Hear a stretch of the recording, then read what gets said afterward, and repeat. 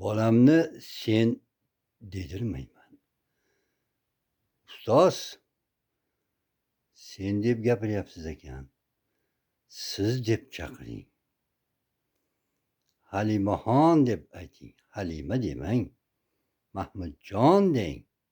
Mahmud demang. Mana sizlarga o'qituvchiga o'qituvchilikni o'rgatayotgan 9-sinf ma'lumotiga ega bo'lgan ba'zi bir ota-onalarning aytgani. Bolalarni sen deb chaqirgan ma'qulmi yoki siz debmi? Bola go'dayligidan sizga o'rganib qolsa, yoshi katta bo'lganda sen degan so'zni qabul qila olmaydi. Og'ir yukka aylanadi. Shuning uchun qadimdan ustozlar bolalarni sen deb chaqirishgan. Aziz Mahmud yo'li degan bir film bor. Mana shu filmda shahar qozisi Aziz Mahmud ilm o'rganish uchun ustozning oldiga keladi. Ustoz, endi sizga shon shuhrat, boylik yarashadi. Biz oddiy bir faqirlarmiz desa, yo'q, men ilm o'rganaman deb turib oladi. Shundan so'ng ustoz, bo'lmasa ertadan boshlab mana shu kiyiming bilan bozorda jigar sotasan deydi. Avvaliga sizlagan bo'lsa, shogirdlikka o'tganidan so'ng sen deyishni boshlaydi.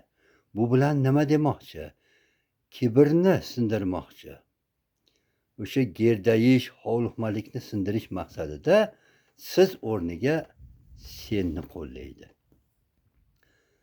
Endi ismlarga Jonxon qachon qo'shilishi kerak?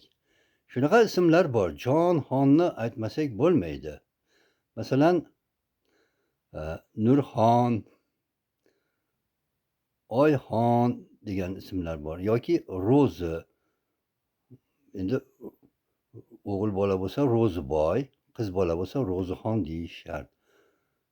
Inobatxon degani ham mayli. Lekin hamma ismlarga Jonxon qo'shish shart emas. Boring qo'sh desam deylik, nima o'zgaradi? Martabasi oshib qoladimi? Yo'q, aslo. Masalan, men o'z ismimga hech qachon jon qo'shtirmayman. Qo'shmaganman. Sababi ma'nosi pasayib qolmasin degan maqsadda. Xullas kalom, o'qituvchiga o'qituvchilikni o'rgatishning aslo keragi yo'q. Bolalarni sen deb chaqiryaptimi? Shundayligicha qabul qiling.